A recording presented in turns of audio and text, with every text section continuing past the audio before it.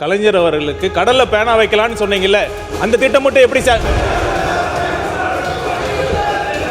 முதலமைச்சர் 110 அறிவிப்பை கொடுத்துருக்கிறாரு.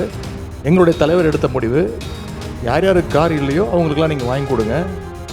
விவசாய கடன்லாம் இன்னும் தள்ளுபடி பண்ணல. அதெல்லாம் நீங்கள் தேர்தல் கொடுத்த அறிவிப்பு, வாக்குறுதி.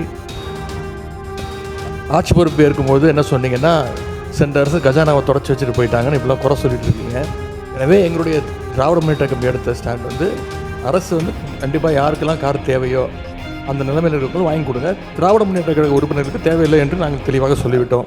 இப்போ கார் கொடுத்தது அரசுக்கு இப்போ மாதிரி நிதி பற்றாக்குறை இருக்குது, கார் கொடுத்துருக்கீங்க அப்படின்னு தவிர்க்கலாம்னு நீங்கள் சொன்னீங்க.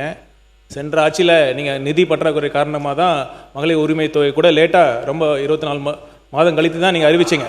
என்ன சொல்ல வரேன்னா, அப்போ நிதி பற்றாக்குறை இருக்குன்னு தெரிஞ்சும் அரசு செலவில் கலைஞர் அவர்களுக்கு கடலில் பேனா வைக்கலான்னு சொன்னீங்கல்ல, அந்த திட்டம் மட்டும் எப்படி சார்? அதனால ஒவ்வொரு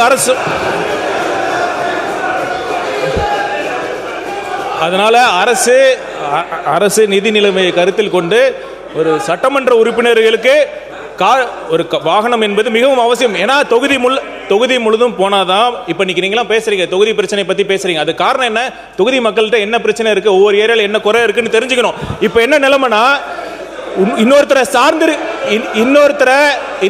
சார்ந்திருக்க வேண்டிய நிலைமை இருக்கு. இன்னொருத்தரோட கார் கொடுக்க வேண்டியது இருக்கு, அவங்களுடைய பெட்ரோல் நம்ம யூஸ் பண்ண வேண்டியது இருக்கு, அவங்களுடைய வாகன டிரைவர் யூஸ் பண்ண வேண்டியது இருக்கு.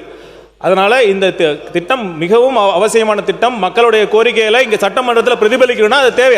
அதை உணர்ந்து தான் சொல்லியிருக்காரு ஒழிய கண்டிப்பாக இது ஆடம்பரம் கிடையாது என்பதை தெரிவித்துக் கொள்கிறேன். இல்லை, இதை பற்றி முடிவு நான் ஏற்கனவே சொல்லிட்டேன். கார் பிரச்சனையை பற்றி பேச வேண்டாம்னு சொல்லிட்டேன். இப்போ என்ன இந்த கவலை வந்திருக்குது என்றால், சட்டமன்றத்துக்குள்ளே எல்லோருமே வாயிலை வடை சுட்டுக் கொண்டிருக்கிறார். எப்போது நமக்கெல்லாம் திட்டம் என்று காத்திருக்கிற மக்களுக்காக நீங்கள் பேச வேண்டும் என்று நான் விரும்புகிறேன்.